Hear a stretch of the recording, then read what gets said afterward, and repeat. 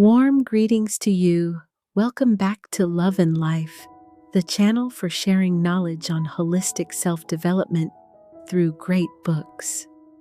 All of us have known moments of unrest, anxiety, and tension.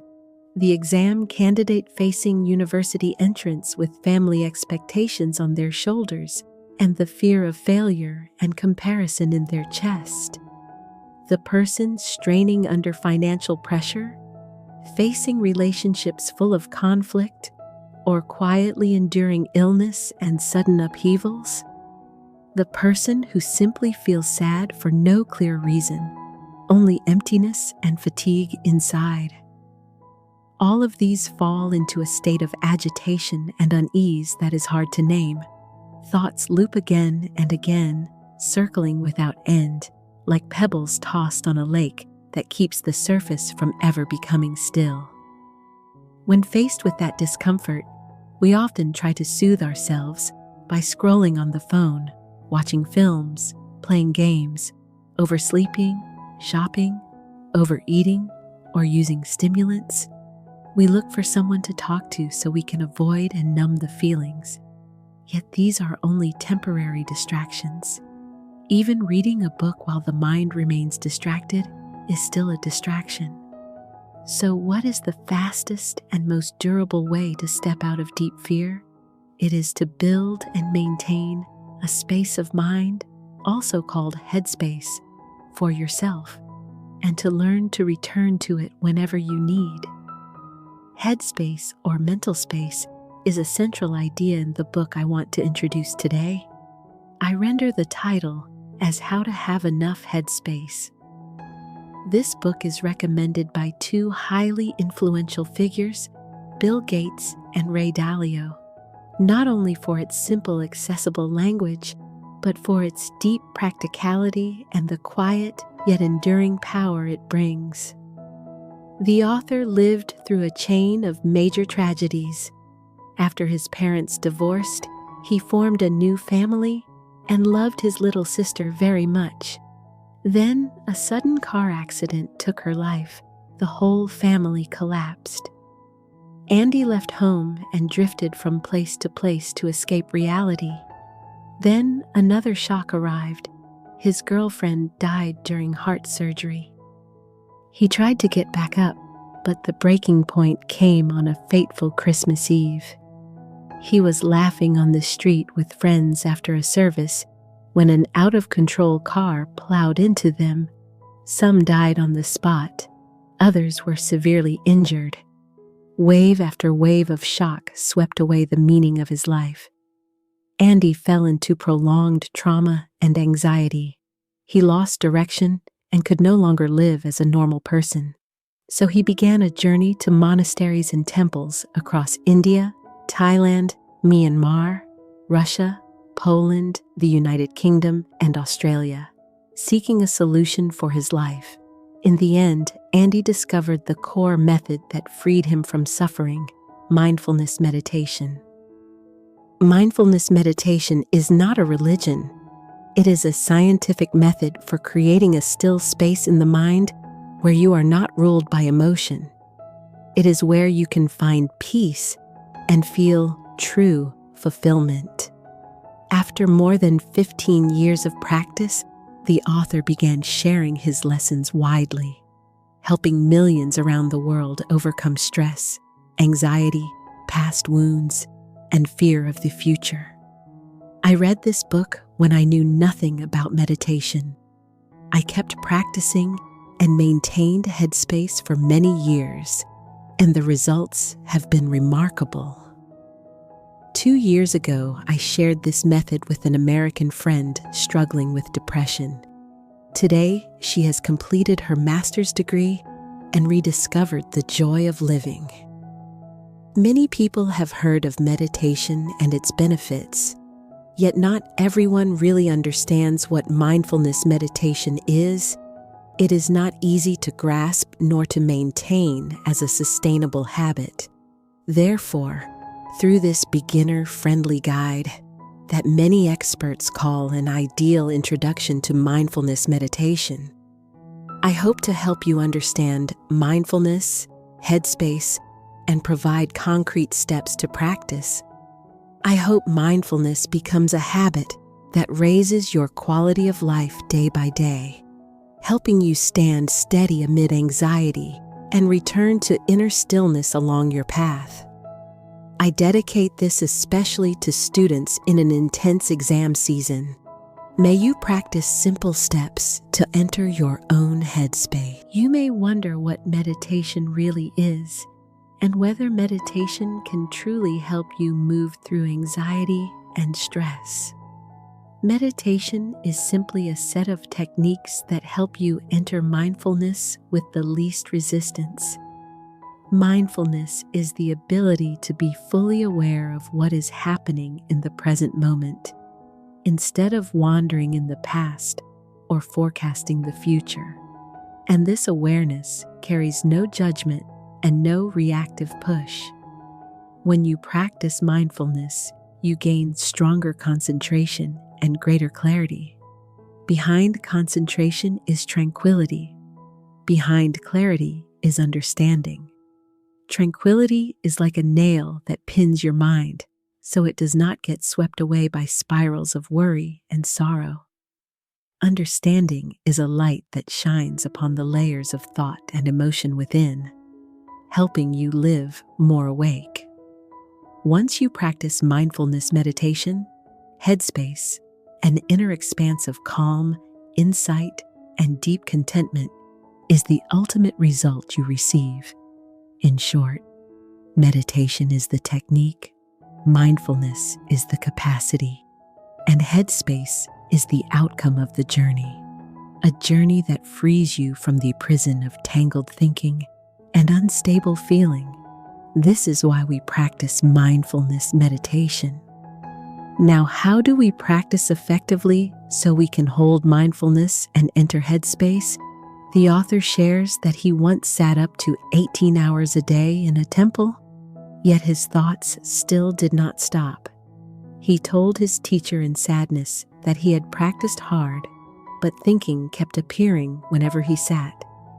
The teacher replied gently, "Meditation is not the attempt to block all thought. Meditation is like a beam of light shining into the mind so you can see clearly what is going on inside. The light is awareness. You may not like what you see when the light turns on, but meditation will reflect faithfully and clearly the thoughts and feelings that operate in you every day. If the light of awareness is not on, most of life passes in autopilot. Countless thoughts that seem harmless, especially future planning thoughts, consume most of the brain's energy. Within a minute of sitting down, many people get swept into a chain like, "After this, I will shower. The house is out of eggs. Where should I go this weekend?" These thoughts seem trivial, but without the lamp of mindfulness, they become an underground current that pulls you away from reality. The mind sprints into an uncertain future. What must I do to achieve what? Every must becomes a small burden that accumulates until you never truly rest, even while sitting still. Stress and anxiety arise from ceaseless unconscious calculating and rehearsing. So let mindfulness light help you see those thoughts. This is the first step to escape the wheel of habit and reduce anxiety the mind invents. To face these thoughts, the author proposes the CARS technique. Imagine every future-bound thought as a car speeding along a busy road. If you try to stop them, you are stepping into traffic to control the flow. This is useless. Instead, step to the sidewalk. Sit down gently and observe. Each car carries one thought when it appears, such as, "I will finish the report later." Label it as a passing car. This is the worry about work car. You do not need to get in. You do not need to analyze, and you do not need to chase it away. Simply whisper inwardly that you do not need to board. Your task is to return to the present anchor. focus on the breath. This is observing the cars as they come and go without getting pulled into future thinking. There is another kind of thought that lingers longer. It is not simple planning. It drags emotion and ache with regret and resentment. If only I had not done that. My mother never understands me and always blames me. Why did he treat me that way? The author says that even after he could drop into meditation within a few breaths, these haunting thoughts still intruded. To meet them, he suggests seeing them as wild horses. No matter your strength or skill, you cannot force them to obey. The more you force, the more they drag you. Training a wild horse requires finesse and patience. Meditation is the same. Do not demand the mind horse to enter the stall at once when you try to not think or give up or spiral into self-analysis and complaint. You still cling to an outcome that must match your will. While wrestling toward a better state, you miss the beauty of the present. So use a long rein. The more the thought pulls, the more you loosen a little.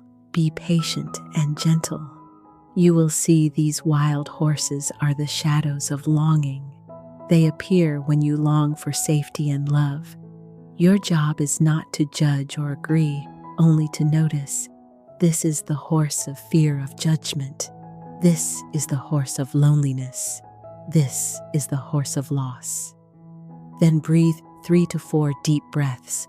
Allow the horses space and time. Let them depart on their own. Only when you are kind and patient with yourself will healing happen. The cars pass, the wild horses calm, yet from the depths a quiet sadness remains. Not fierce, not hurried, but seeping through everything.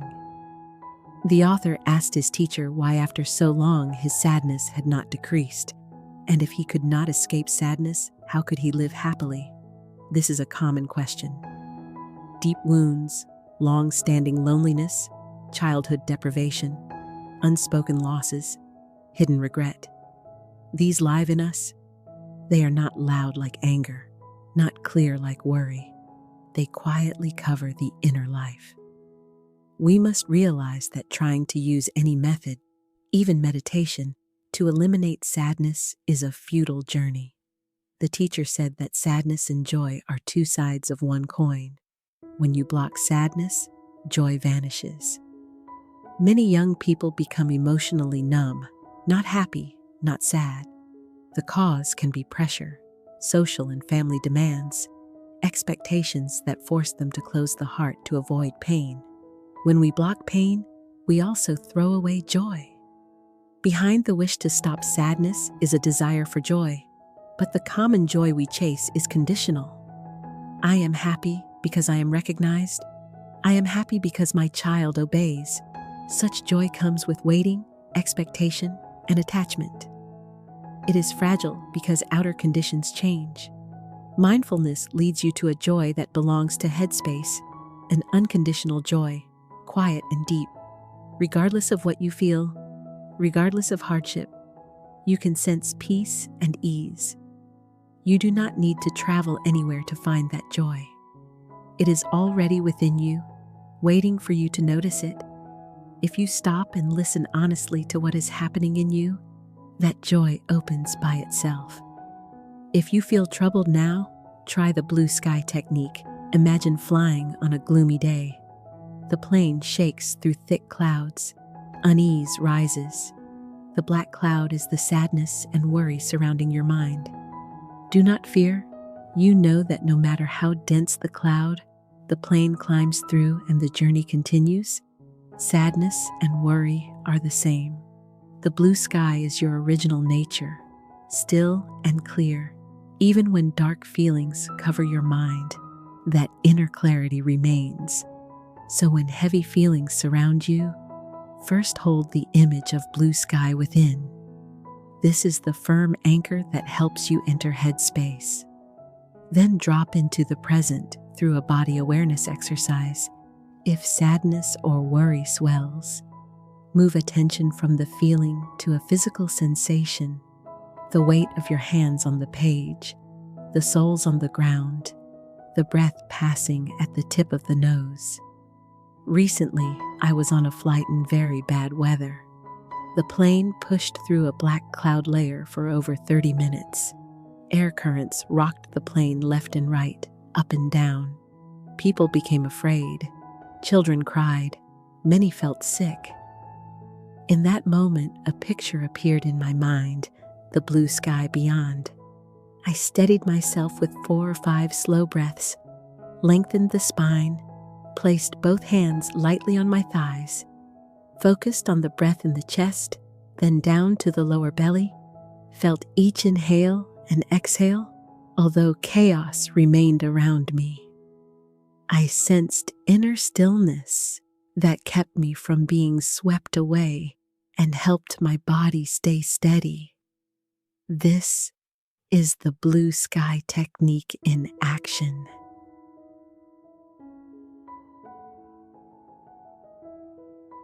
To summarize, the key to easing anxiety and stress is to sustain an effort that does not strain. Your effort is simply to notice whether you are being pulled by a thought or a feeling. If so, shift attention to a concrete anchor.